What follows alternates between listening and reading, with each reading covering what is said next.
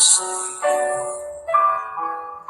mahina sa tukso ang pagkatao ko. Pananalig ko sa iyo'y hindi siniseryoso.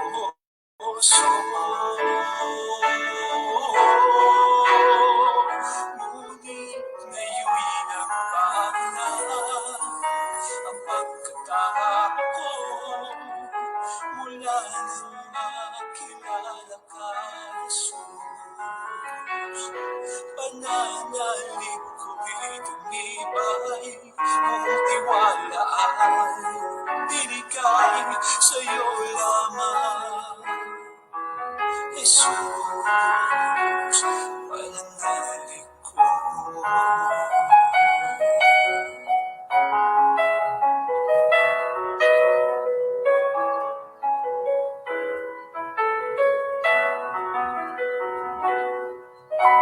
Nabuhay sa kasalanan ang puso,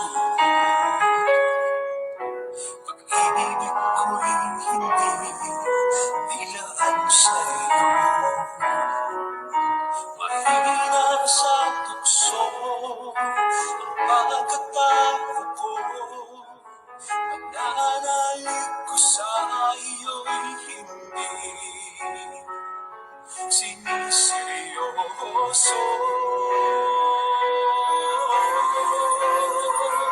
Ngunit ngayon'y nagbago na ang pagkatao ko.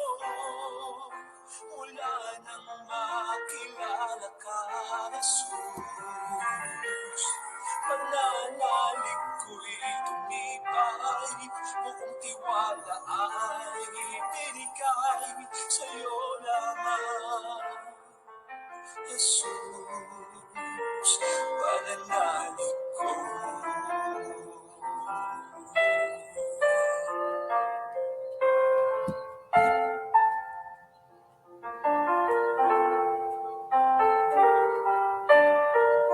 Para lang sa'yo.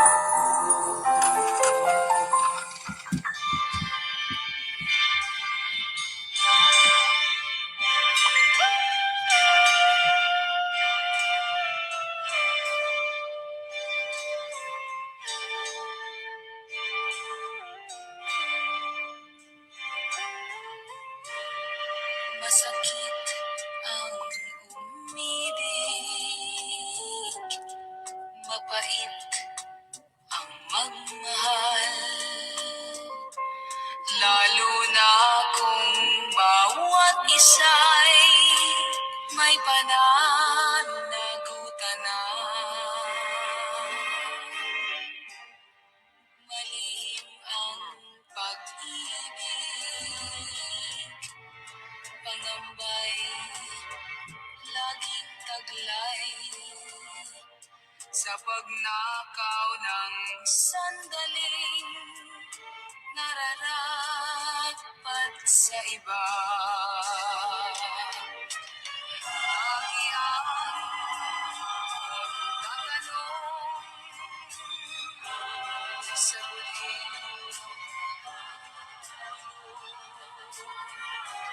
lagi ang paninimbang sa pusong tuliro, nakaw na pag-ibig, laging nakatuloy, baliw na pagmamahalan, wala nang pag-asa, karapatan,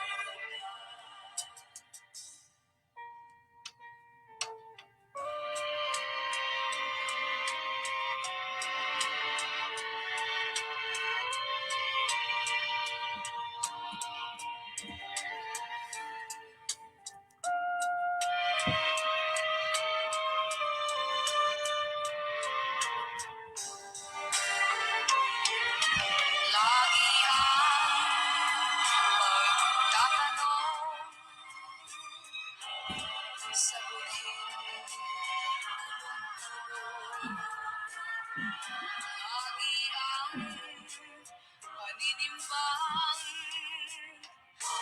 sa pusong tulirang napauna pag-ibig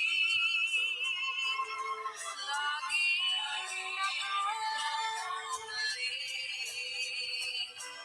baliw na pagmamahala wala nang pag-asa at karapatan napauna pag-ibig laging nakukulit baliw na pagmamahalan wala nang pag-asa at karapatan.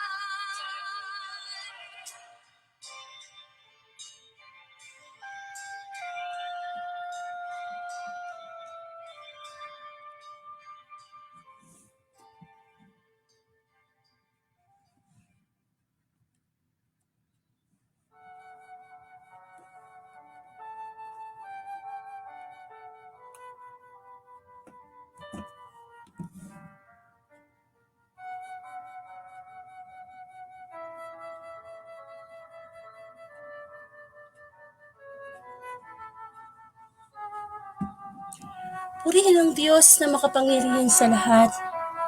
Maraming salamat, Panginoon, sa pagkakataong ibinibigay mo upang makalapit kami sa iyo at maihingi namin ng pangaral ang mga pagsubok na aming pinagdadaanan. Di mo kaming karapat-dapat sapagkat ikaw ay isang Diyos na banal. Maraming salamat sapagkat kahit ang online na Facebook Live ay ginagamit mo upang magbinhi ka ng mensahe, ng aral, ng mga spiritual advices sa aming mga makasalanan. Tayo po ay sama-samang lumapit sa ating Diyos na buhay. Bigyan po natin ng puwang ang ating Diyos sa ating buhay upang sa ganun kumilos ang banal na Espiritu. Sa ngalan ng Ama at ng Anak ng Espiritu Santo. Amen. Hallelujah, hallelujah. Napakabuti mo, Panginoon. Hindi ka nagbago kahit kailan. Sa mga oras pong ito, lumalapit po kami na may kababaang loob. Humihingi po ng kapatawaran sa aming mga pagkukulang. Na ang iyong abang lingkod ay lumalapit sa iyo, nagsusumamo, nagmamakaawa, na pagkalinisin mo po ang aking puso, ang aking isip, upang anuman ang lumabas sa aking bibig ay mula sa tinig ng Panginoon. Humihingi po ako sa iyo ng karunungan, ng wisdom, kamukha ng kay King Solomon. Kababaan ng loob, humility, katulad ng kay Panginoong Heso Kristo. The discernment to know the good and the evil. Lord, sa oras na ito, gamitin mo lamang aking tinig bilang daluyan ng iyong mga pangaral. Sa mga oras na ito, ibigay mo ang mga advices mo through God's will, through your words, my Lord. And let your will be done, my Lord. Ikaw ang bida sa Word of God, dear God portion, na kung saan, Panginoon, ikaw mismo, ang iyong mga salita, ang magpapahilom ng mga sugat naming nasugatan.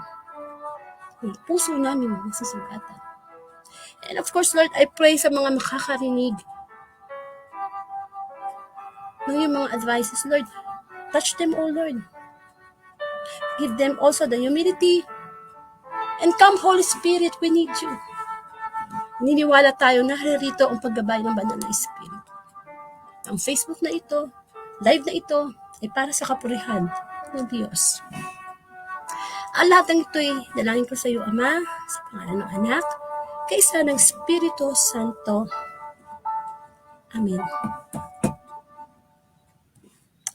Welcome po sa Word of God Daily Gospel. Muli, ito po si Sister Angelica Dorde from Bulacan at isa po akong Katoliko.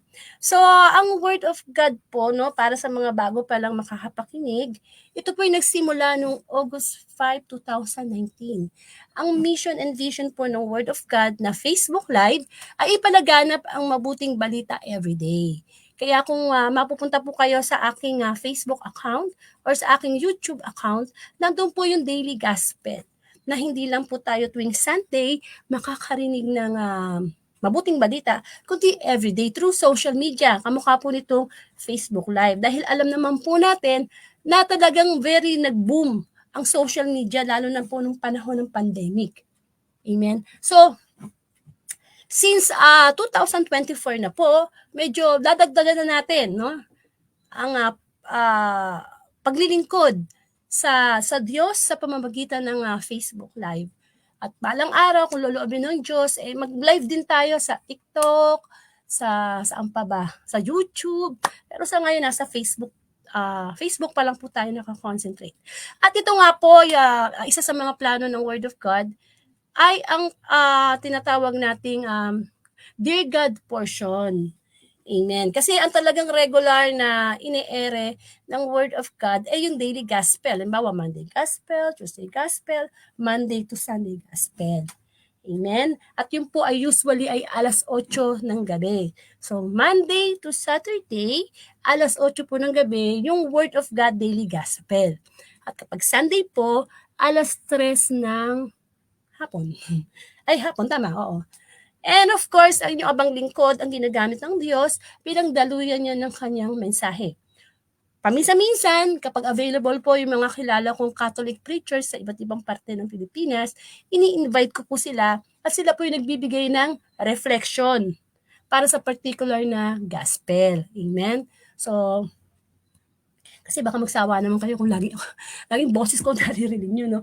Pag available sila. Pero pag hindi po sila available, ako po talaga yung regular na nagbibigay ng gospel reflection. At ito po hindi naman bago, no? Pumunta kayo ng YouTube, marami namang mga pare, mga preacher na nagbibigay ng reflection for everyday gospel. At as Catholic, meron naman talaga tayong simba. Merong simba tuwing alas 6 ng umaga, no? Para sa daily gospel. Amen. So, ngayon po, first day po to, first day na magsisimula po tayo ng Dear God portion. Anyway, once a month lang naman po to eh. Hindi ko rin naman siya pwedeng gawin everyday. Kasi medyo matrabaho talaga siya gawin kasi may presentation, etc. But anyway, para maiba naman. Kasi siyempre, magpo 5 years na rin eh. Puro talaga daily gospel tayo for 365 days. Amen. So ngayon po, since Valentine's Day, February is a month of love. No? Valentine's Day presentation to ng Word of God. At binigyan nga natin ng title na ito na Dear God Portion. No? Bakit Dear God Portion? No? Kasi di ba minsan pag may problema tayo, no? Di ba nauso noon yung mga Dear Kuya Cesar, Dear Ate Helen, hindi ba? Yung nagsisend yung mga, may mga letter sender. Excuse me po. Pasensya na po, hindi talaga ito yung boses ko. Malat po ako. Kasi galing po ako sa ubot sipon. No? Uso po ngayon yan, no? Anyway, ang boses naman ng Diyos ang ating pakikinggan eh. Kahit ako nung nagsasalita, nakikinig ako sa mensahe ni Lord. And of course, yun nga, since madalas na nating napapakinggan yan eh. Di ba, no? Magsisend ng kanyang life story or love story, and then babasahin yun ng host, and then magbibigay ng advice yung host according to kung ano yung problema ng letter sender. Hindi lang yung nakikita sa TV, sa radyo, napapakinggan yan. Amen. But pansinin lang po natin, no? Ang pinagkaiba lang ng Dear God portion na ito ng Word of God, sa mga dati na nating naririnig, is talagang nag-a-advise yung host o sino man yung anchor doon, no? But ang pinagkaiba ng Dear God portion is yung ibibigay na advice is hindi according dun sa host o dun sa tao, kundi according to God's advices from God's Word. Yung bang tipong hindi ba, pag may problema ka, lalapit ka sa kaibigan mo o sino mang trusted na tao mo, edi sabihin mo yung problema mo. Depende na yung tao kung ano yung pananaw niya, kung ano i-advise niya. Or another way is, may problema ka, pero nahiya kang sabihin sa iba. Di ba? May mga ganong tao eh. Sila sarili nila hanggat kaya nila. Or, may way din na may problema tayo, gusto natin sa Diyos lang nag-open up.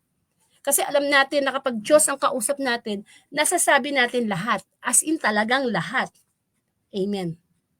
But the dear God portion is maghahain tayo ng isang kwento ng ating ka-brother o ka-sister na nag-chat sa atin at nag-ask o naghihingi ng godly advice. Ano ba yung gagawin niya sa ganitong sitwasyon na ang advice ay manggagaling sa salita ng Diyos? Kasi pag salita ng Diyos ang nag-advise sa atin, wala yung palpak. Wala yung totoo. Hindi yung one-sided.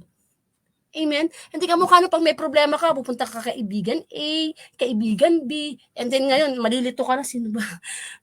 Sino ba susundin ko? Hindi po. The advice of God is the best advice. Wala nang iba. Kasi, yung advice ni God, yun yung katotohanan. And the truth will set us free. Hindi ba? Kailangan makarinig tayo ng katotohanan. Yung bang tipong, ganyan ba problema mo? O ito ang advice ni God. Masakit man, tanggapin, pero ito ang dapat gawin. Sapagkat ito ay advice ni God. Amen. So since nga, February 2024, and it's Valentine's Day, so usapang pag-ibig. Bungad pa lang nung natin eh. Opening song pa lang, di ba? Anong title? Nakaw na pag-ibig. Sino kumanta nun? Si Claire de la Puente. Amen. Maraming nakaw na pag-ibig dito sa mundo.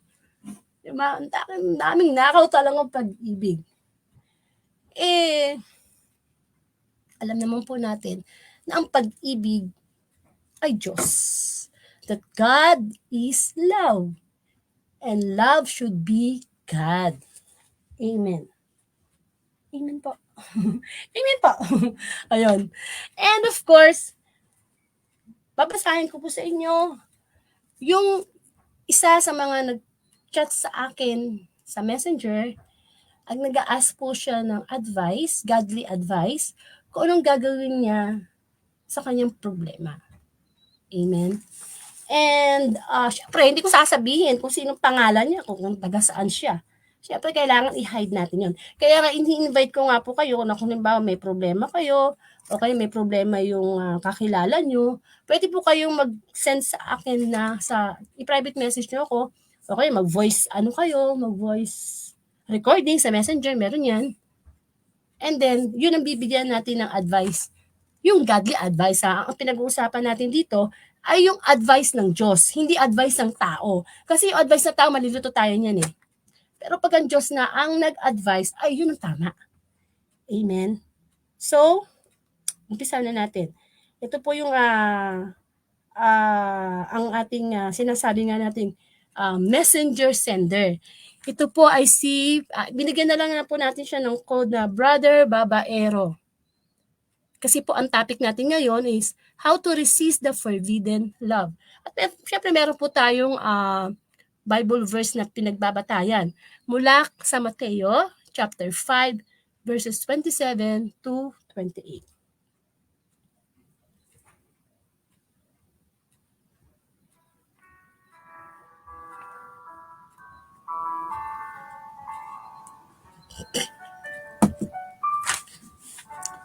Dear God,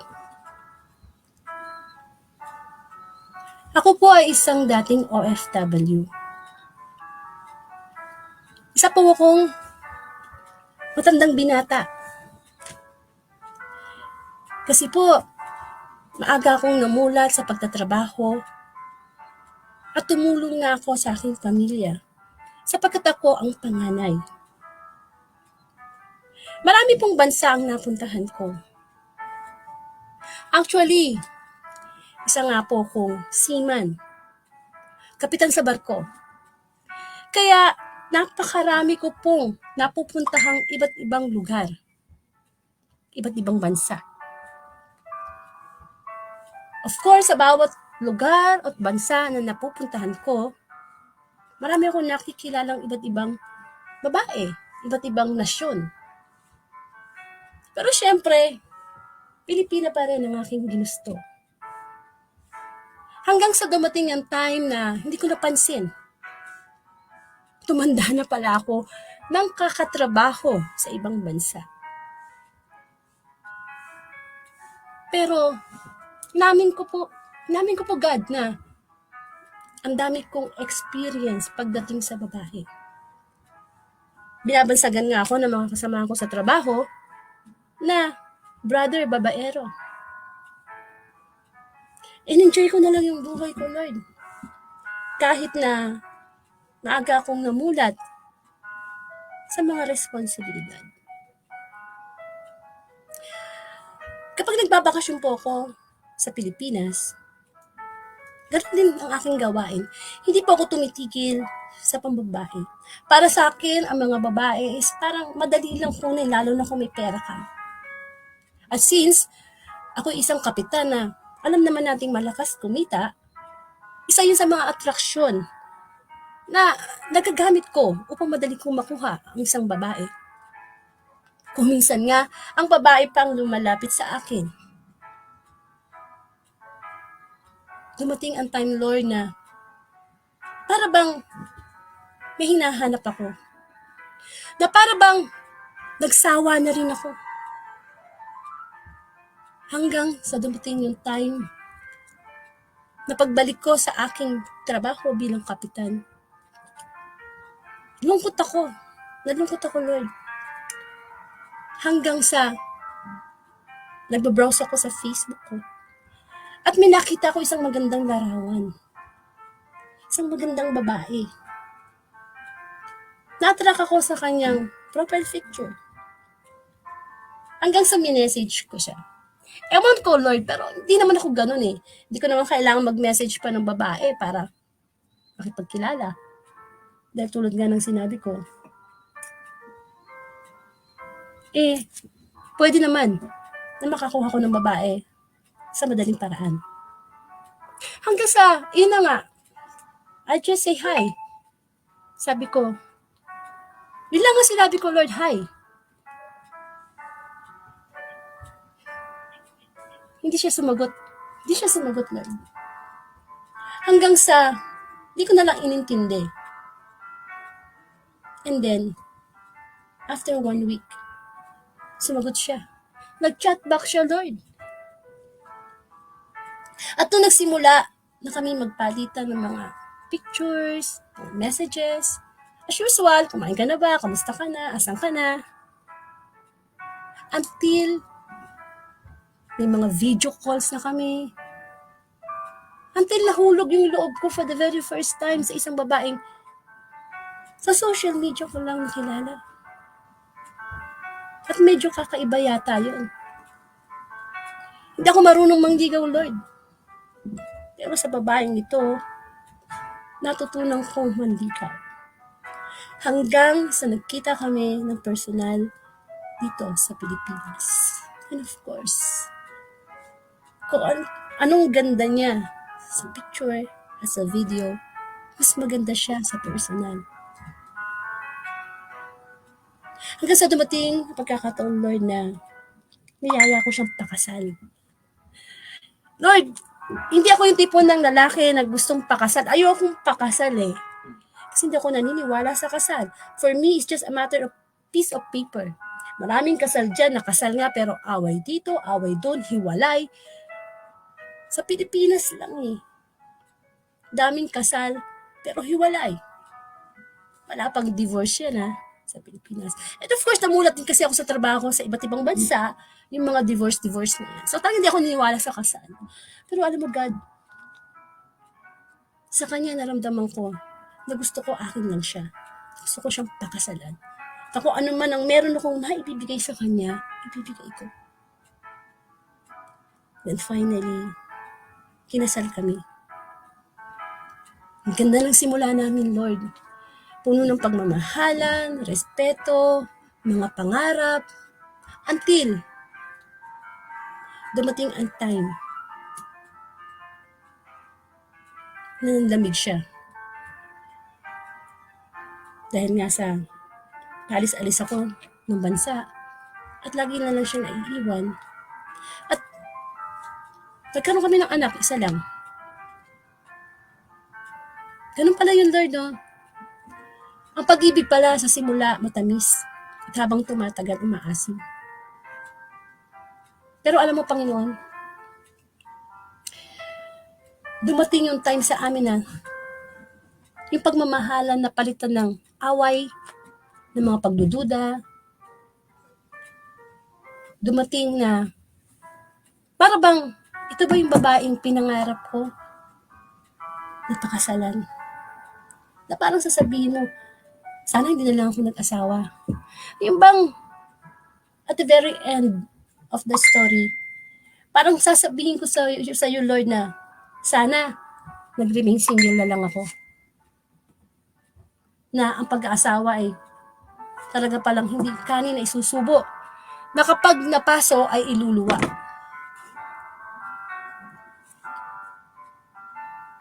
Lord, ayoko na sa kanya. Lumabas yung kanyang tunay na ugali.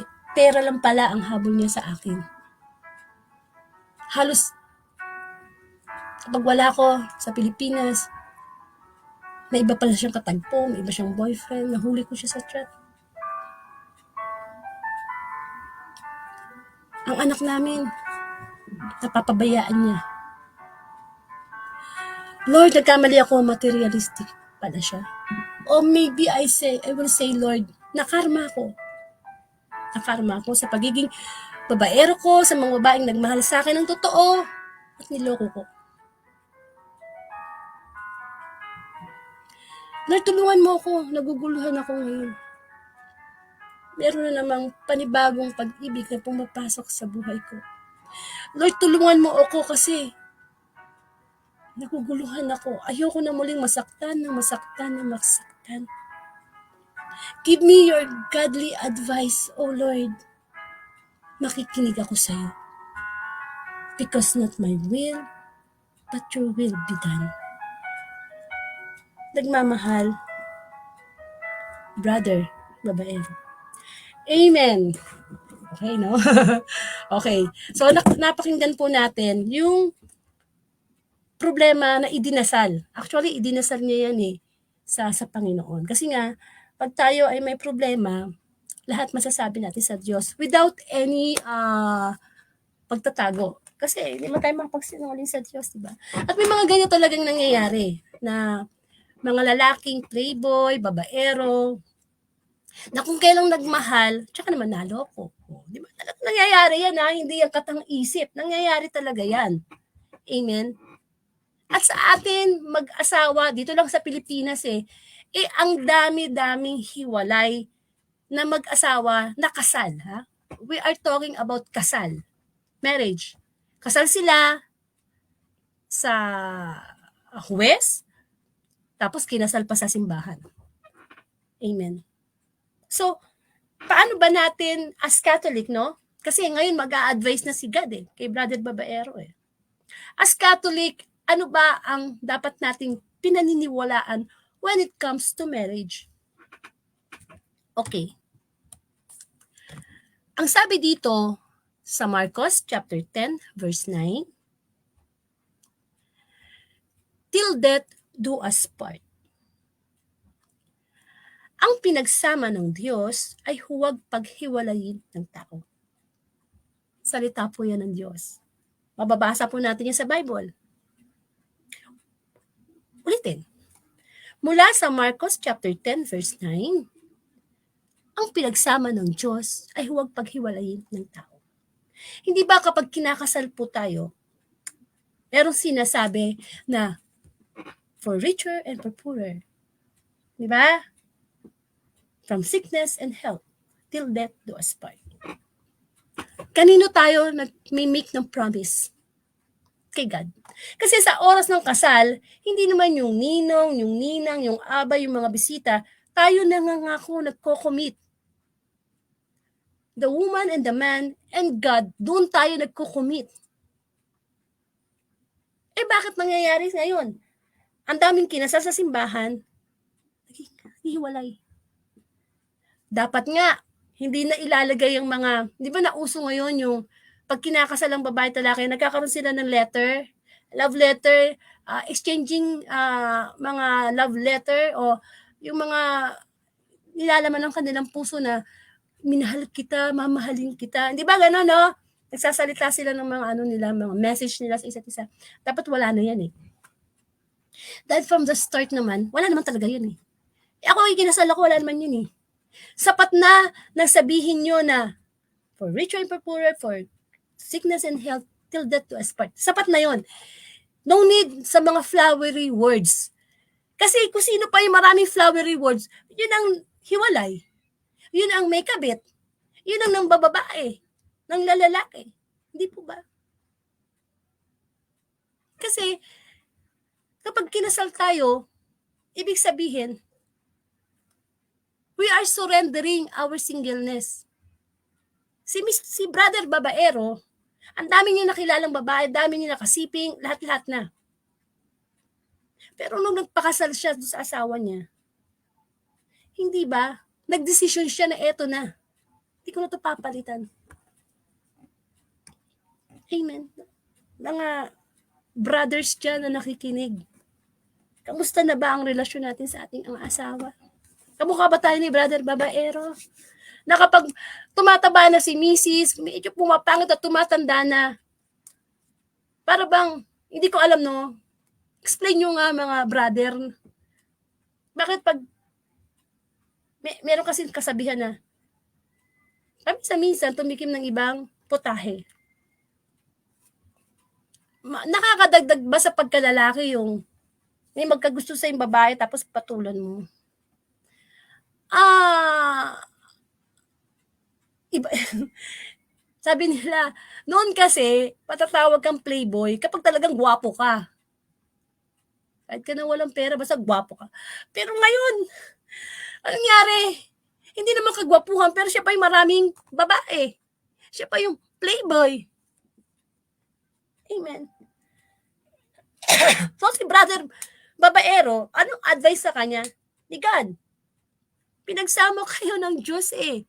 Hindi kayo pwedeng paghiwalayin ng tao. Kasi kamatayan lang ang pwedeng makapagpahiwalay sa mag-asawa.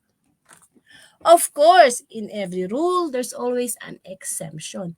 Kung sinasaktan ka na, ginagawa ka ng punching bag, halos patayin ka na, alangan di mo pahiwalayan. But of course, merong batas dyan ang Diyos. May utos ang Diyos dyan. Kailangan may kasulatan. Amen. Magpapatunay na kayo ay hiwalay na, hindi na kayo mag-asawa, pwede ka na mag-asawa uli, or what, di ba? Kaya nga merong annulment, merong divorce, merong marriage separation. Amen.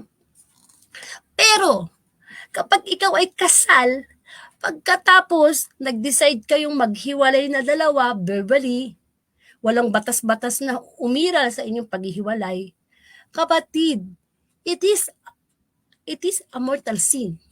Na may asawa kang legal, kasal ka sa simbahan, pagkatapos nakikisama ka sa asawa ng di mo asawa.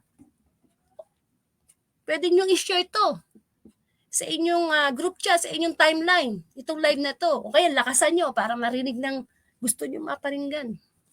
Amen. Kasi ito yung katotohanan eh. Tayo ay nasa panahon na kung saan iba na ang takbo ng mundo. Maraming mga social media influencer na pinopromote nila ang divorce, ang separation, o pag hindi kayo nagkasundo, iwalay. Which is hindi dapat. Kasi dapat makarinig tayo ng godly advice. Mortal sin po yan. Amen. Kung ang madalas naman kasi yung pag-awayan ng mag-asawa is pera, relasyon, sex. Ano pa, marami, hindi magkasundo sa mga desisyon. But that's a part of marriage. Parte ng buhay ng mag-asawa yun. Kaya nga mga kabataan, mga anak nyo, mga apo nyo, palakihin nyo sa aral ng Diyos. Para kapag bago, lalo na yung mga ikakasal pa lang ngayon, no? Ay mag-isip-isip nga kayo. Kasi pinag-isip bigla, no? Hindi madali ang mag-asawa. Amen. Kasi papakasal mo ang isang tao na magkaiba kayo ng ugali, magkaiba kayo ng kinalakihan, magkaiba kayo ng paniniwala, ultimo favorite colors, favorite food, magkaiba kayo, tapos magsasama kayo sa isang bubong. Tapos papakasalan mo siya kasi gwapo siya, mayaman siya, sexy siya. No. Kung nagde-decide kang pakasalan ang isang tao, dapat sinasabi mo kaagad yung mga positive, mga negative na pwedeng mangyari. Paano kung pinakasalan ko siya, mambabae siya, manlalaki siya? Paano kung pinakasalan ko siya, mabaldado siya? Paano? Hindi ba? Hindi naman sa pag naging negative. Yung bang, kasi ganun ang love eh. Ang love is, you love the person not because of, but you love the person in spite of. Amen. Kaya sa atin, sa panahon natin ngayon, salamat sa Panginoon, ang Pilipinas wala pang divorce. Pero maraming Pilipino ang gusto na ang divorce ay mapasa as batas. Kasi sa ibang bansa, kapag hindi sila nagkasundo, divorce, asawa uli, divorce.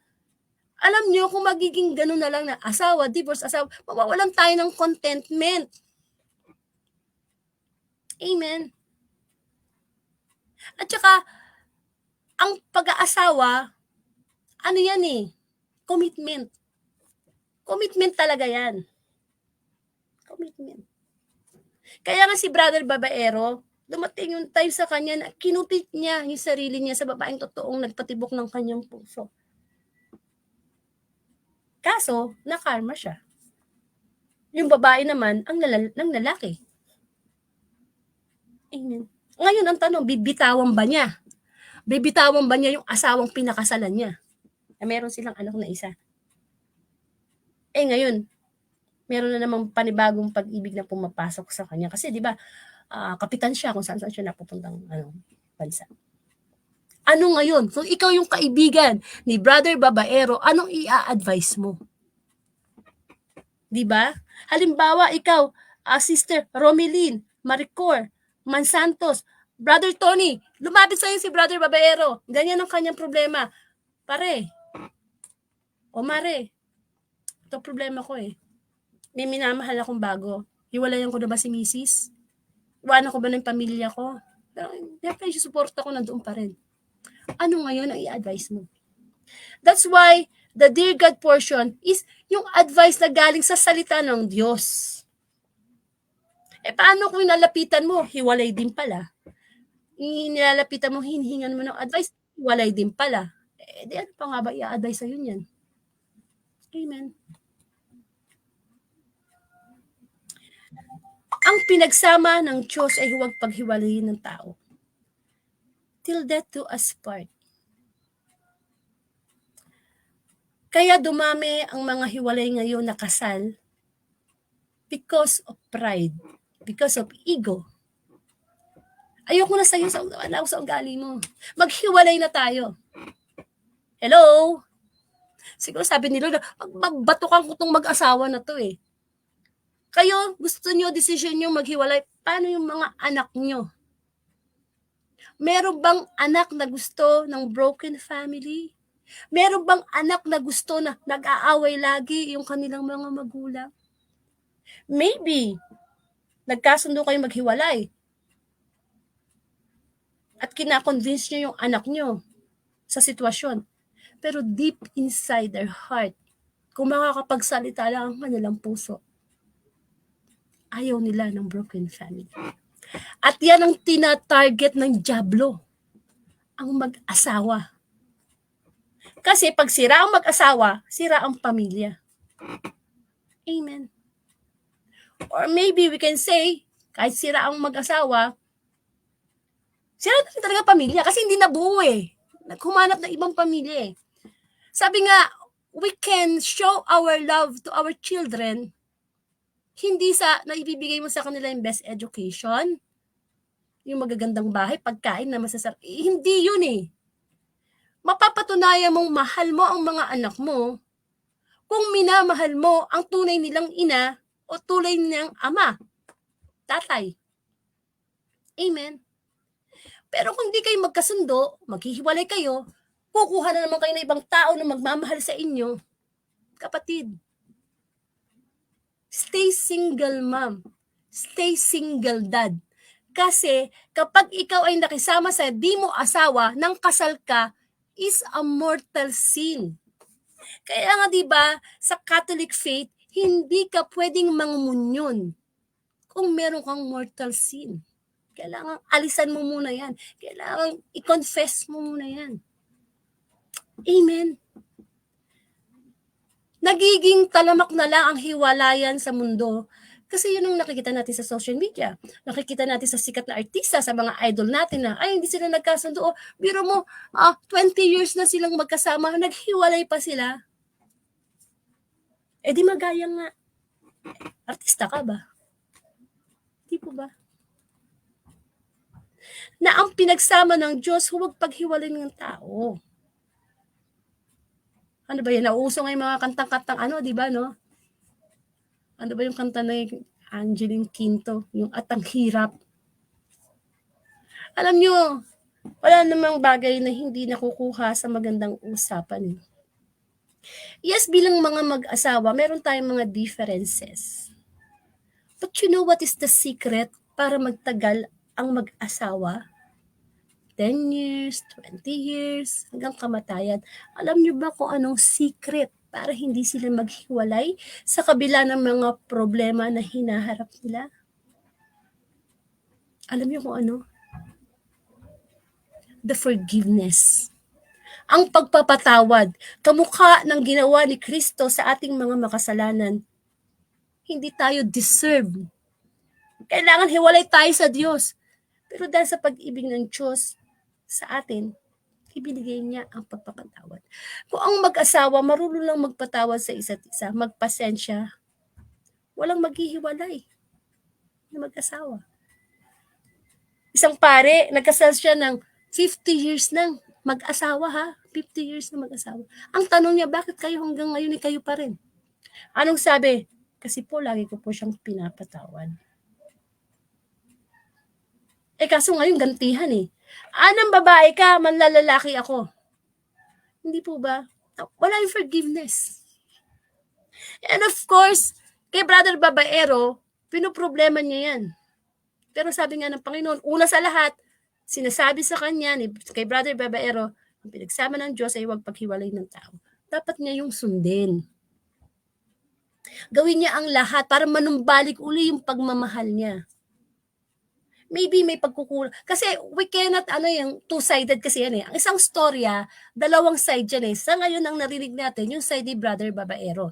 Hindi pa natin narinig yung side ng asawa niya. Siyempre, siya yung nagsasalita eh. Siya yung nagkwento eh. Siyempre, siya yung bida sa istorya. O kung minsan, di ba no, hindi lang yung ibang babae ang nagiging problema o ibang lalaki o yung tinatawag na third party. Minsan yung pamilya din, yung biyenan, hipag, nagiging minsan dahilan din yun ng paghihiwalay. Kaya nga di ba no, kapag tayo ikinasal, bumubukod na dapat.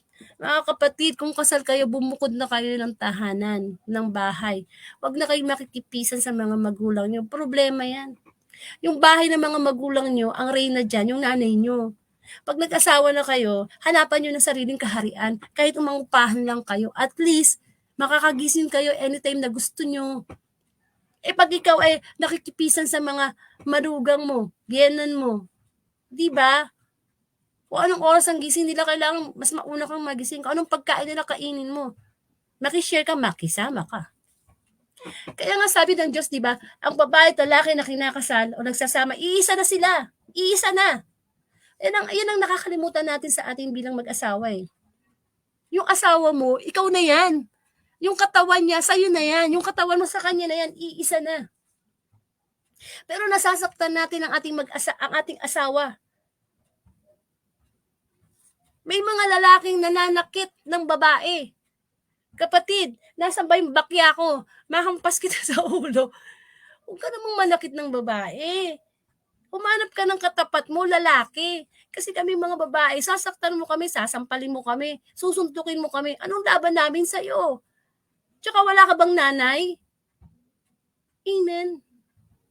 Huwag yung sasaktan ng babae. May batas na tayo ngayon dyan. Diba? Na kapag nanakit ka ng babae, pwede ka makulong. O, mga babae pag sinasaktan kayo ng asawa nyo, pwede nyo isumbong yan sa barangay. Akala ng mga lalaki, ganun-ganun lang yun, na pag wala silang pera, mainit ang ulo nila, gagawin ng punching bag yung asawa nila. Amen. Meron tayong mga responsibilidad.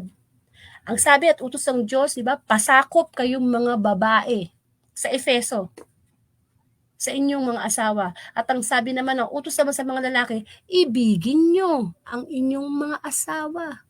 Kamukha ng pag-ibig ni Kristo sa iglesia. Baka kaya hindi nagpapasakop sa inyo yung mga babae, yung mga halimbawang ipinapakita nyo, masama. Marami kayong bisyo, nagsisigarilyo, nang babarkada, nang bababae. Amen. Ibigin nyo ang mga babae kasi yung mga babae na yan naging ina ng inyong mga anak.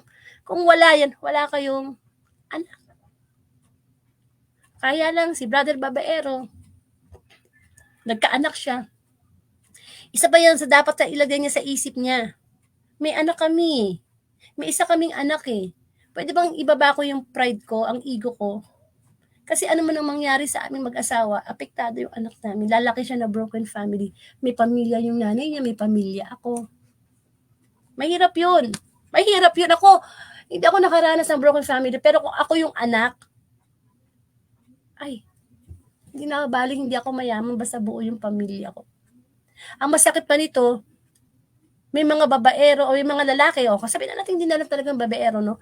May mga lalaki o babae na naghiwalay, nagkakasundo sila maghiwalay, nag-aanak pa sa ibang babae. Hiniwalay mo na nga yung original mong asawa, nag-anak ka pa sa iba. Amen. Okay, makinig ang may pandinig. Matalino ang dyablo. Tuso ang dyablo. Alam niya na ginagamit ng Diyos ang pag-ibig. Kaya nga di ba sinasabi na God is love. Aba, kabisado yata ng dyablo ang laman ng Bible from cover to cover. So, ginagamit mo God yung love, no? Kaya nga ibinigay mo si Kristo because of your love. Di gagamitin na ng dyablo ang love.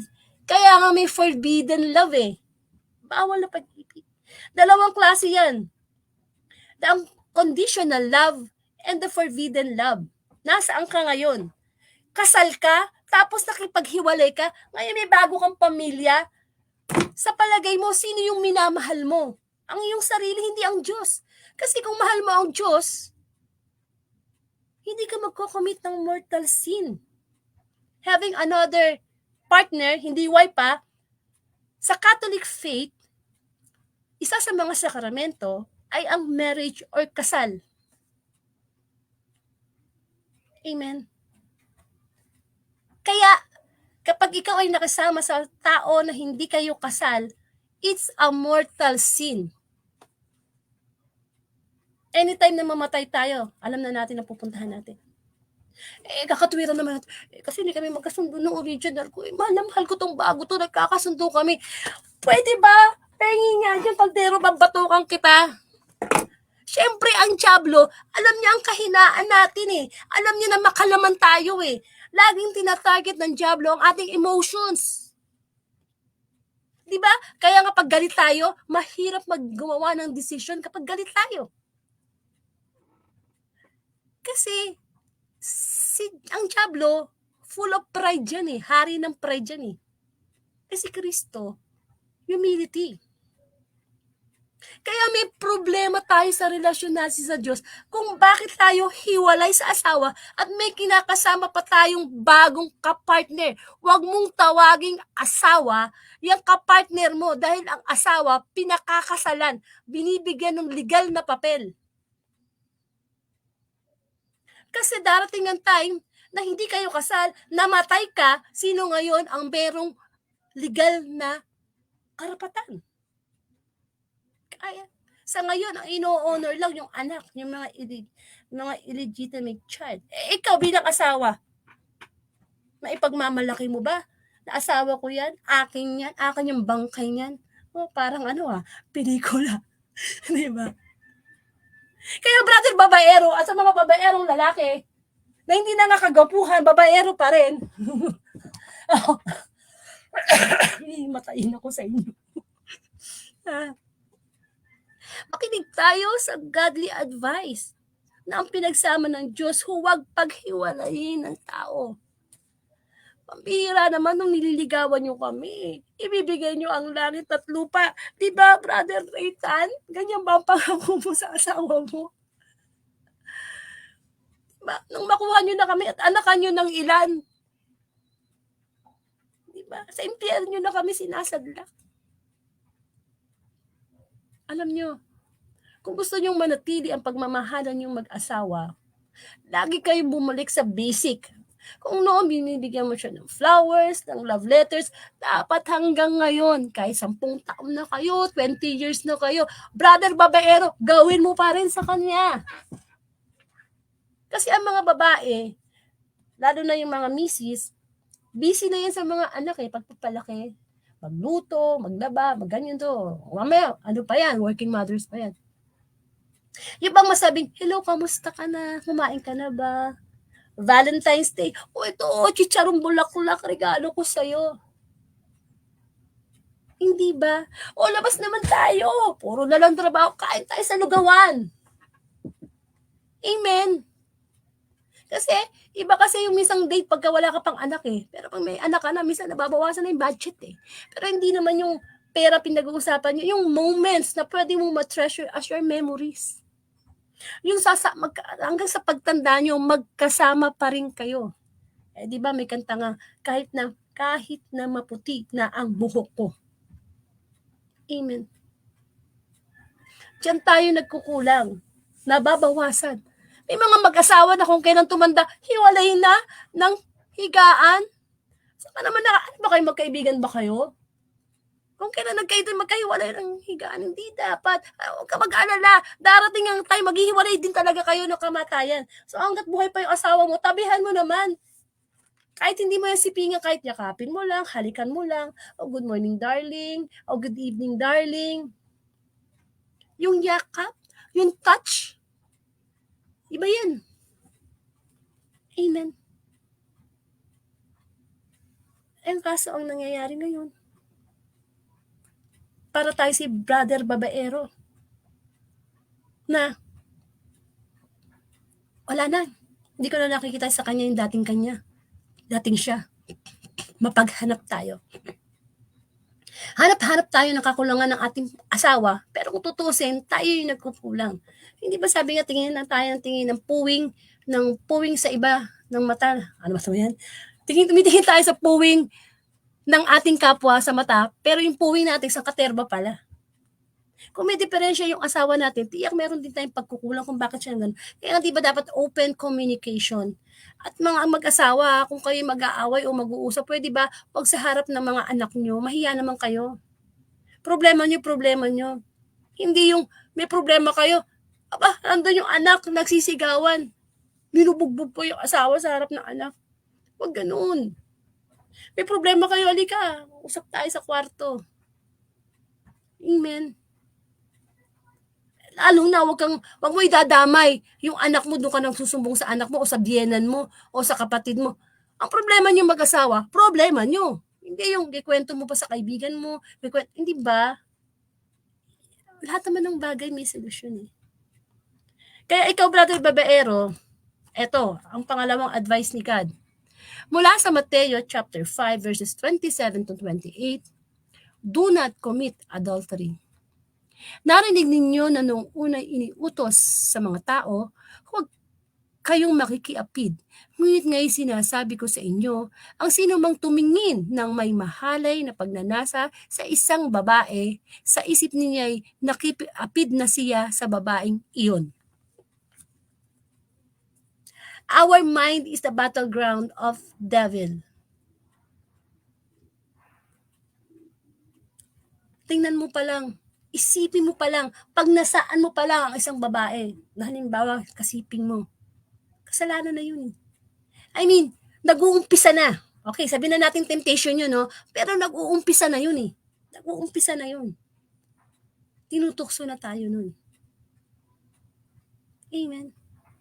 Kaya nga yung mga available na porn site na pinapanood natin, ano yung pampagana pag nagsisiping kay ano, ibang nagsisiping ka sa asawa mo, hindi yung asawa ang nasa isip mo kung ibang babae.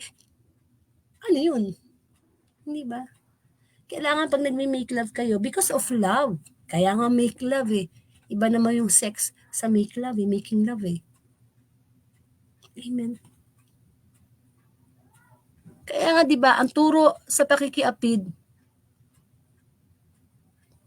huwag tayong makiapid. Isa sa mga 10 utos ng Diyos, 'di ba? Huwag kang makikiapid. Sa dinami-dami ng binata at saka dalaga sa mundo, ba't pinagtsatsagaan mo yung hiwalay? Hindi ka na ma-advise ng magulang mo, hindi ka na kaya. Di advice ng Diyos ang sundin. Kasi alam nyo, ang totoong pag-ibig, hindi nananakit, hindi nagsisira ng pamilya. Tsaka kung talagang mahal natin si God, we are willing to give up everything for God. Anong ibig sabihin ng Diyos? Kung talagang mahal mo ko, iwanan mo yung kabit mo. Hindi ka naman yung kasal eh. Gumawa kayo ng paraan para kayo magkabalikan. Magpatawaran kayo. Amen. Na kung mahal natin ang Diyos, mahalin natin siya. Kasi yung kabit mo ngayon dyan, yung kinakasama mo, hindi mo asawa, hindi ka niyan ililigtas sa impyerno. Makinig ang may pandinig. Hindi ka niyan ililigtas sa impyerno. Pag tayo ay nasa paghusga na, hindi natin pwede sabing, love, my darling, iligtas mo ako na sa impyerno ko dahil sa pagmamahal ko sa'yo. Tatawagin tayo ng Diyos na hangal. Apakahangal mo.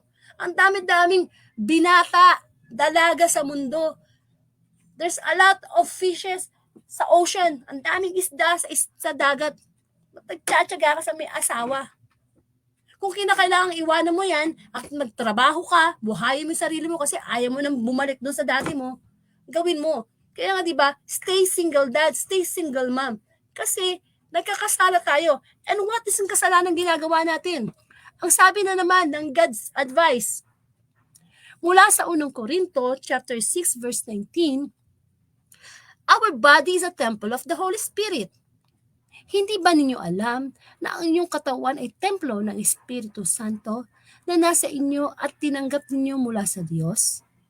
Ang inyong katawan ay hindi talaga sa inyo, kundi sa Diyos. Amen.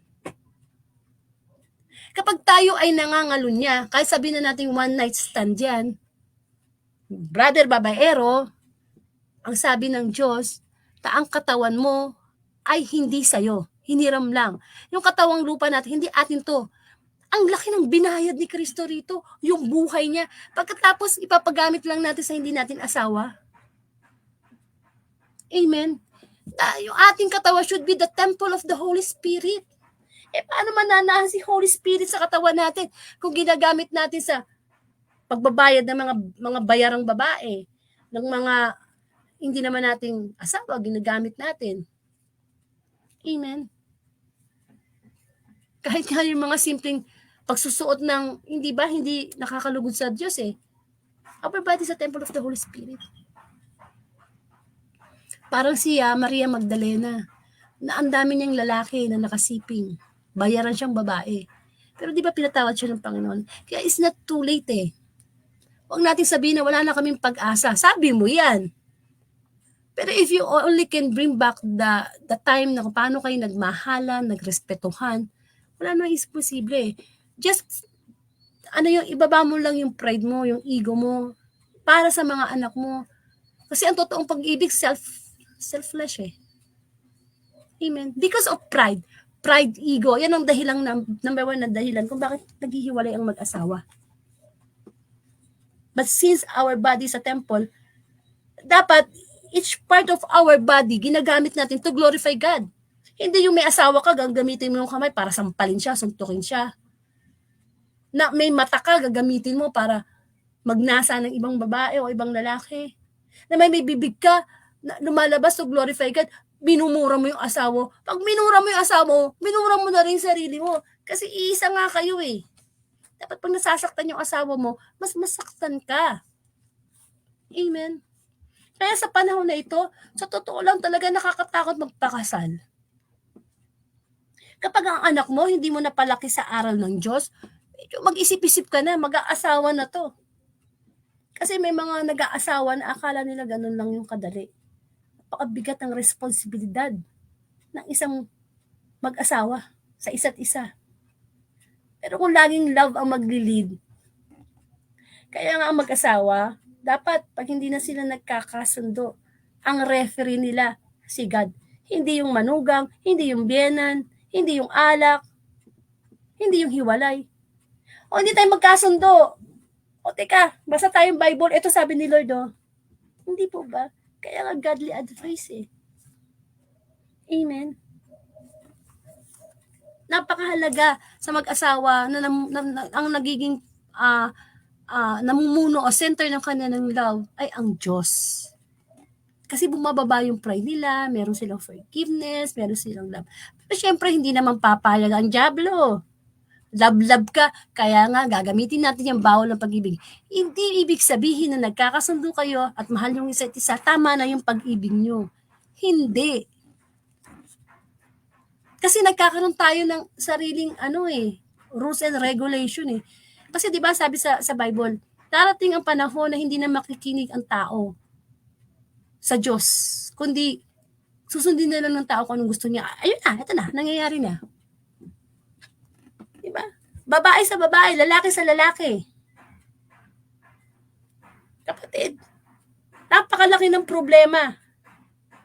Yung lalaki at babae ay naghihiwalay. May babae at lalaki sa lalaki pa. Tapos humihingi pa ng batas ng kasal na kamukha sa babae. Kapatid, ang sakramento ng kasal ay banal. Hindi dapat kinakasal ng babae at babae sa lalaki.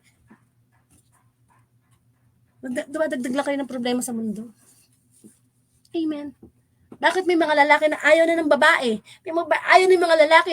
Ano ba yan? Amen. Hindi po tayo naghuhusga dito ha. Ito yung salita ng Panginoon. Kasi kung naghuhusga tayo, dapat si Kristo na ang number one at hari ng manghuhusga. Kasi lahat ng pinapangaralan niya ay tungkol sa mga mali nating ginagawa. Nagpapaalala sa atin ng ating Ama sa pamamagitan ng kanyang mga salita. Mga babae na gusto maging lalaki, mga kapatid, ang daming babae na gusto yung matres nyo. Hindi sila magkaanak. Kaya straight na babae ka, pwede ka magkaanak, pwede ka magkaroon ng contribution sa mundo. Ayaw mo ng lalaki.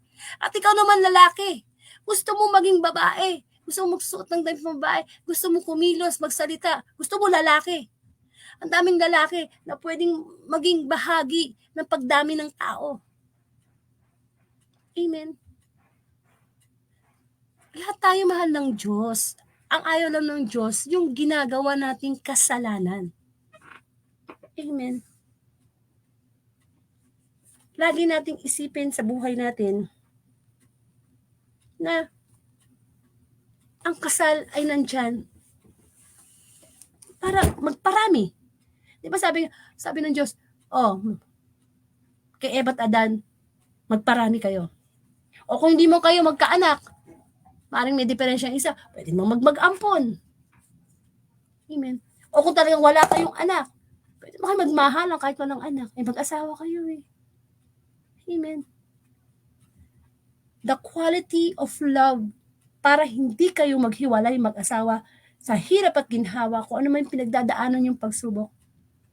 Kailangan ng quality ng love natin sa ating asawa ay in quality din ng love na ibinibigay sa atin ng Diyos. At ano yun? the unconditional love of God. Kapag mahal mo ang asawa mo, unconditional, hindi yung minamahal mo siya, ay mahal na kita pag ganito ka, pag ganyan ka, pag sinunod yung utos mo. Hindi totoong love yan. Kasi ang totoong love, hindi siya nakikip ng record of wrongs. That love is patience, diba? Magpapasensya, mapagpatawad, magtyaga. Ang yun, na Bible yun eh. Minamahal mo yung tao, minsan nagkakamali siya, nagkakasala siya. Hindi mo siya pasalamat ka nga eh.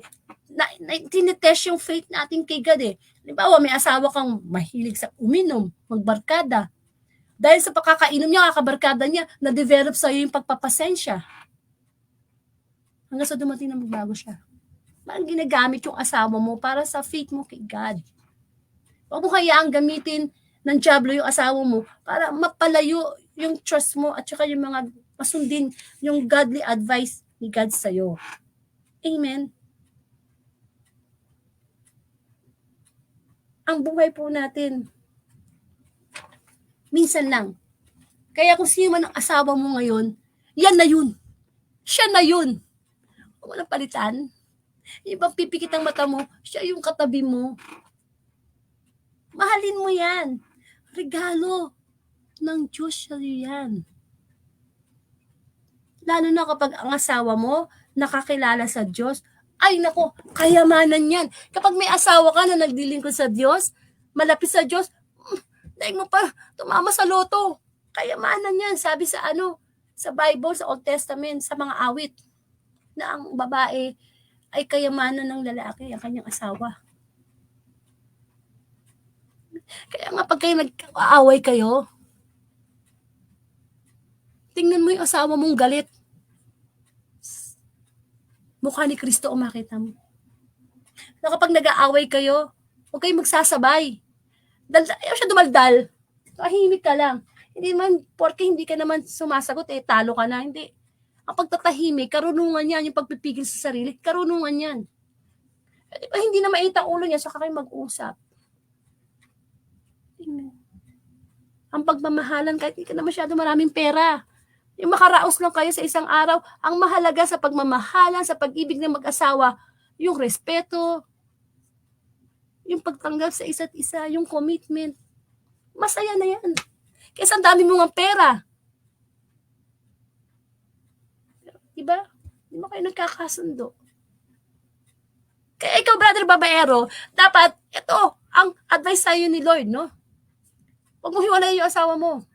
Gawin mo kung ano yung mga bagay na ginawa mo noon na napalapis siya sa puso mo, minahal mo siya na sa dinami-dami ng mga babae, siya yung pinili mo at pinakasalan. Umuwi ka ng Pilipinas, kausapin mo siya, heart to heart. Maaring may nagawa ko na hindi niya nagusto, di ba? Mag-usap kayo. Kung minahal mo siya noon, doblihin mo, triplihin mo. Ligawan mo uli. Amen. Ikaw may karapatan eh. Nasa iyo ang legal. Kaya ang papel na yan, huwag yung maliitin. Kasi kami mga original, may papel kami. Hindi ba? Kahit agawin kayo ng 10 babae, amin pa rin yan. Kumbaga sa lupa, titulado yan. Amen. Pero syempre, aside from may papel, kailangan mahal natin yung ating asawa.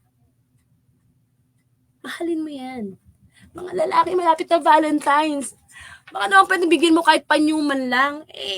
Isang taong kanya pinaglaba, pinagluto. Iyayain mo naman. Diba?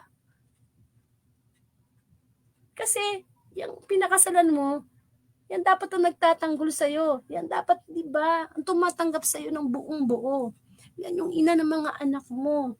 Huwag mo yung pagpalit sa mga babaeng hindi mo alam, hindi pala ikaw ang kinakasama. Tsaka mga babae, kung dalaga kayo lalo na, huwag kayong pumili ng lalaking may asawa kahit mayaman pa yan. Pumili kayo ng binata. Kasi nga, binata, nagkakaproblema ka na, mukha pa na may asawa. O kung halimbawa ngayon, meron kang kinakasama o meron kang kakilalang kinakasama na may asawa, mag-isip-isip ka na kasi Jesus will come anytime. Mahirap naman sa panahon ng paghusga, mahatulan tayo sa pangangalo niya. Hindi tayo pwede mga tuwiran sa Diyos. Lord, nagmamahalan kami talaga, Lord eh. Mababatukan ka ni Lord. Kaya nga, there's a sacrifice eh. May sakripisyo eh. Amen. Si Kristo, karapat dapat siyang mahalin eh. Pero nagsakripisyo siya para sa pag-ibig sa atin, para sa ating kaligtasan. Amen. O kaya ganito na lang, yung universal rule, brother babaero, huwag mong gawin sa kapwa mo ang ayaw mong gawin sa'yo. Kung ayaw mong pindehuin ka ng asawa mo, huwag mong ding gawin. Lalo na kayong mga lalaki. Mas bagay no? Pag kami mga babae ng lalaki, galit na galit kayo. Bakit? Kasi babae kami.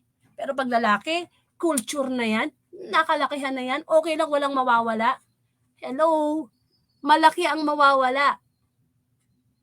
Nagkakaroon ng mortal sin. Yung katawan natin, may sakit pa yung babae na yan eh. Wala naman sa itsura. Kay ganda, kay sexy. Kung may age yan. Amen. Tapos ang tanong pa, sino ba ang mas maraming nagkakasala? Lalaki o babae? Pagdating sa, pangangalunya. Mas malaki ba yung percentage ng lalaki? Mas marami bang babaero? Mas marami bang lalakero? Hindi. Pareho lang yan.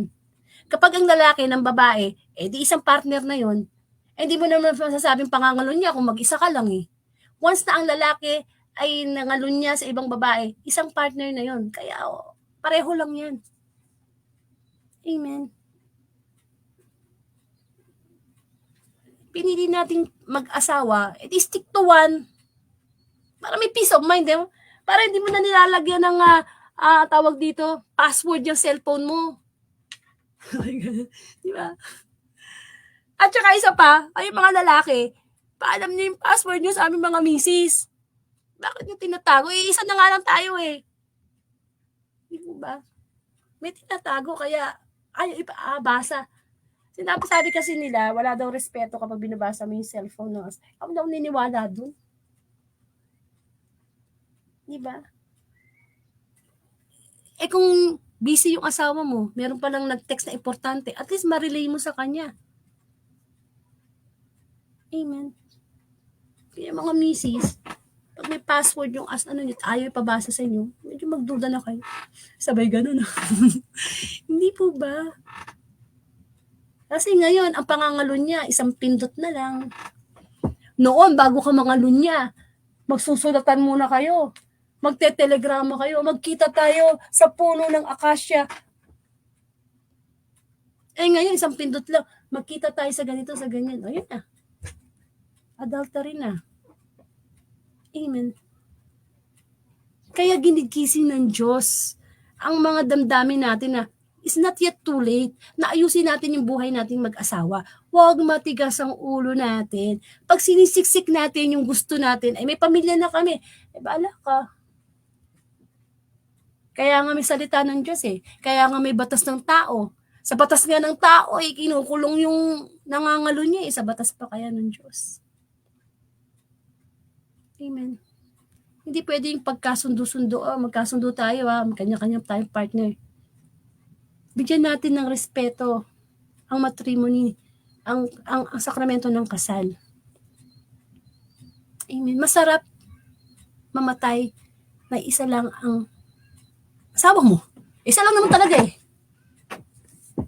Amen. Kapag meron kang ibang asawa na kapag yung pinakasalan mong asawa, nagdagdag ka ng iba, hindi asawa ang tawag dyan. Kabit yan. Kabit. Extension. Kirida. Sorry for the words, pero yun po yung... Diba nga, masakit ang salita ng Diyos. But the truth will set us free. Ganyan naman ang salita ng Diyos eh. Parang sugat yan eh. Na may sugat. Alam mo yung sugat? Nagdudugo. So anong gagawin? Lilinisin, lalagyan ng alcohol, lalagyan ng benda. In a process, masakit. Minsan tatahiin pa yan pag malaking sugat. Pero ang aim ng doktor, mapagaling. Ganon din ang salita ng Diyos. Tamaan man tayo ngayon, pinapagaling ng Diyos. Gusto ng Diyos na pagalingin tayo. Pagalingin tayo sa sugat na yan. Amen. Let us forgive each other, lalo na kung asawa natin. Yun nga yung time na ng bababae, huwag mo nang inag. Sabi nga, huwag mong gantihan ng masama ang masama. Kundi gantihan mo huwag mong gantihan ng masama. Ano ba tawag doon? Huwag mong gantihan ng masama yung mabuti. Kundi gantihan mo ng mabuti yung masama. Hindi yun ng babae, ng lalaki. Di ba ganti-gantihan minsan yan because of pride nga. Amen. Dapat sa puso natin, alam natin kung sino yung mahalaga. Sino yung mahalaga? Para hindi na dumadating yung time. Kasi kapag tayo hiwalay, minsan na-adapt yan ng anak natin. Si nanay yan, si tatay nga, naghiwalay. Kaya nga di ba mga kabataan, pag nagpakasal kayo, papakasalan ko to, kahit mga ano to, ganitong ugali nito, ganito. Yung acceptance. And then, yun nga, communication. Importante ha. Importante ang communication sa mag-asawa. Minsan nasa loob na kayong bahay, di pa kayo usap. May problema na pala. Yung mga cold war na yan. Ako, iwasan nyo yan. Bigla na lang sasabog yan. Kailangan bago matapos ang araw, solve nyo yung problem nyo. Huwag nyo hayaang kinabukasan. O kaya, pag may pinag-awayan kayo, dati, pag nag-away kayo ulit, utang na loob nyo na ibalik yung dati yung away, nadadagdagan eh. Yung away nyo dati sa sinigang, nung hindi mo nagustuhan yung kanyang adobo, bumalik yung away nyo sa sinigang eh, dumadami eh. Diba? Pag na-forgive nyo na yung asawa nyo, tapos na yan. Kasi alam nyo, pag tayo po ay nagpapatawad, kailangan natin kalimutan. Hindi yung kalimutan ng literal. Siyempre, nakalagay na yun sa memory. Ibig sabihin, kamukha ni Kristo. Kapag humingi tayo ng tawad, di ba, binibigyan tayo ng another chance to start all over again. Ganun dapat sa ating asawa. O, pinatawad na kita dyan, ha. At ilang beses daw patatawarin? 7 times 7. Walang katapusan. Ano man ang kasalanan sa'yo ng asawa mo, ipasa Diyos mo na yan. Hayaan mo na si God dyan. Ang inuutos natin sa Panginoon, patawarin, mahalin, tanggapin. Wala namang sabi nga wala namang matinti naman na birhen sa matyagang manalangin. At least, you are keeping your promises to God. To love, to cherish, sa hirap at ginhawa, sa lungkot at ligaya, tanging kamatayan lang ang makapaghihiwalay sa inyo. Amen. Sa buhay natin, hindi madali. Pero kailangan natin gawin kasi yun ang gusto ng Diyos. We have our free will. Pero Lord ha, nainis ako sa asawa ko, sarap sa patusin. Pero dahil hindi mo will na maghiwalay kami, kung ano yung gusto mo Lord, gagawin ko. Yun po ang tama. Kasi kung yung gusto lang natin, ang gusto natin ang masusunod, madaling magsabi na hindi na kita mahal, maghiwalay na tayo, ayoko na sa'yo. Amen. Pero as long as lagi natin iniisip, nasisiyahan ba ang Diyos na hiwalay ako? Nasisiyahan ba ang Diyos na may anak ako sa iba? Hindi ba? At totoong pag-ibig, iniisip yung kapakanan ng iba, hindi yung sarili. Amen. But of course, may kanta nga sino kumanta yun? Yung The Greatest Love of All, Whitney Houston, no? The greatest love of all is easy to achieve.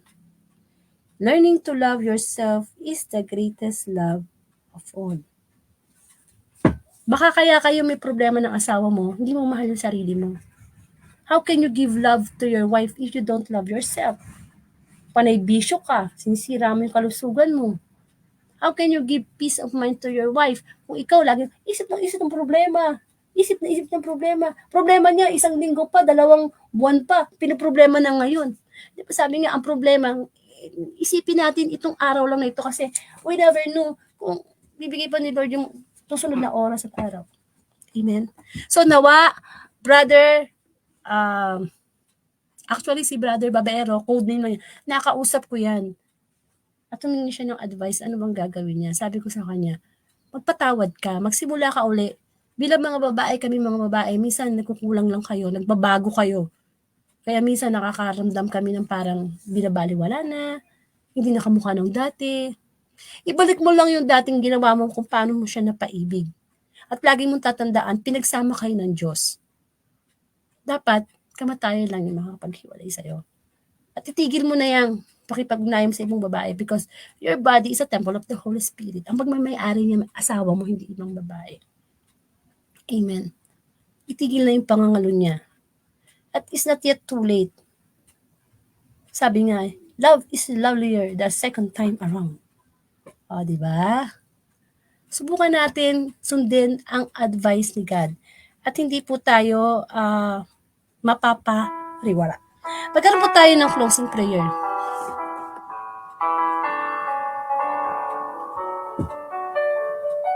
Maraming salamat, Panginoon, sa godly advice mo. Tunay nga na, Panginoon, na nakakalito na ang mundo. Marami ng advice na ibinibigay na maghiwalay, hindi magkasundo. Salamat, Panginoon, sa pagpapaalala mo sa amin muli na pakikisama sa hindi asawa ay isang mortal sin. At pagpapaalala mo sa amin ng aming katawan is the temple of the Holy Spirit. Na kung ano man ang kinalalagyan namin ngayon, hiwalay sa asawa, ginusto namin to, Lord. Because the free will na ibinigay mo ay ginamit namin sa pasarili namin damdamin. Tulungan mo kami, Panginoon, na mabuuli ang aming pamilya. Ang aming asawa ay makasama namin ulit. Ang pinakasalan namin sa harap ng dambana. Patawad, Panginoon, kung naging makasalin kami.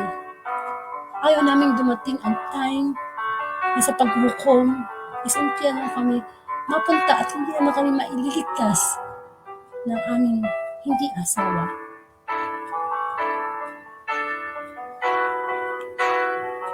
Ngunit, Panginoon, hindi namin makakayang gawin ang lahat ito kung hindi mo kami bibigyan ng kababaang loob. Bigyan mo kami, O Lord, upang matuto kami magpatawad sa taong pinakasalan namin. Tulungan mo kami alalahanin ang mga nakaraang oras at araw na kung saan napaibig namin ng isa't isa. Panginoon, napakabuti mo.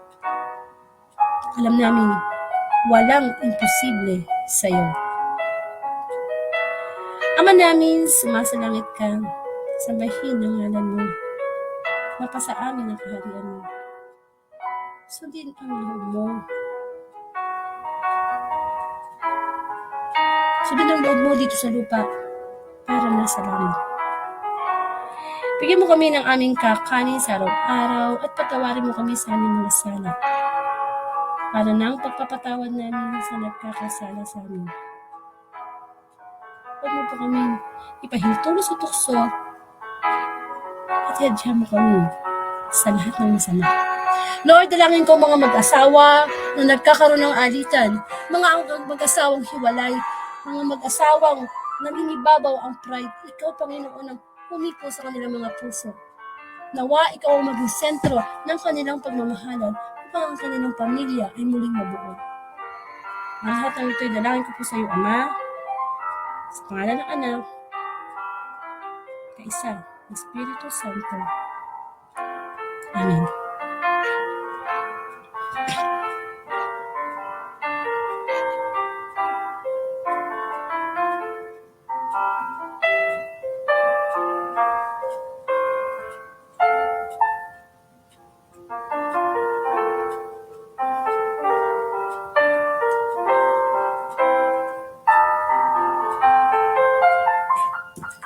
Amen. Maraming salamat sa Panginoon. Muli niya pinaalala sa atin na umiwas tayo sa mortal sin, diba? It's not yet too late. Baba lang yung pride.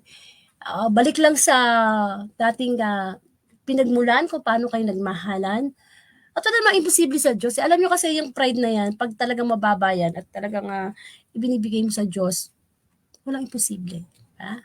Kailangan natin ayusin yung buhay natin mag-asawa. So, sana nakatulong, Brother Babaero. And of course, inibitahan ko kayo sa Word of God, Daily Gospel. Araw-araw po yan. Alas 8 po ng gabi, Monday to Saturday. Mamaya po, meron tayong Friday Gospel. At kapag Sunday po, alas 3 ng hapon. Minsan po nagkakaroon tayo ng guest preacher. Kung hindi nyo na umpisahan ang Dear God portion ng Word of God, balikan nyo. Sa Facebook account name ko, o kaya sa YouTube channel. Sa YouTube channel, type niyo Angelica Dorde. Pa-subscribe na lang po. And, ayan. Mamaya, kasi ngayon po ay February 9, 2024, no? Friday Gospel. Alas 8 po ng gabi mamaya. At ang ating pong pagbasa ay magmumula kay San Marcos, chapter 7, verses 31 to 37. Tungkol po to sa pinagaling ni Jesus ang taong bingi at utal. Puro healing, no? Ang gospel ngayon. Ito po ituring nating pagkain nating spiritual. Kailangan natin nakakarinig ng mabuting balita. Kasi meron tayong espiritu. Kaya tayo nagtataas ng pride kasi hindi iba lang napapakinggan natin, no? So, isama natin sa schedule ang pakikinig ng mabuting balita. At itong mga ganitong, isa to sa mga panibagong gawain online ng Word of God. Kasi ang talagang regular, tulad ng sinabi ko kanina, Everyday Gospel, Facebook Live. Ito, paminsan-minsan lang, once in a month lang. Itong Dear God, na kung saan nag-entertain tayo ng mga messenger or nag-chat sa atin na may problema, na makaka-relate tayo, no? Pero ang advice, galing sa salita ng Diyos. Amen. So, yun nga sabi ko, isa Valentine's presentation. Maraming pong salamat. And of course, pakinggan natin itong closing song sa ating mga mag-asawa. Habang pinapakinggan natin ito, mag-reminisce tayo ng mga memories natin sa past.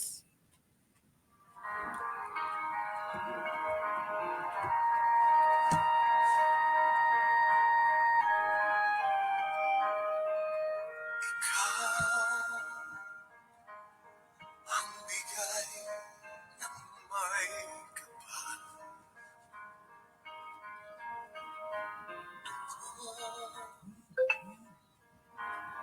Sa aking dasal.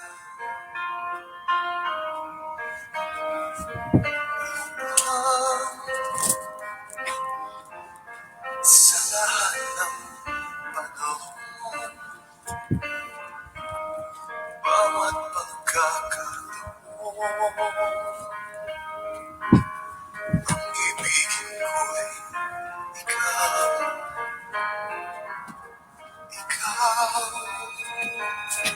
ang anlaw sa aking kabiyak, nitong puso ko.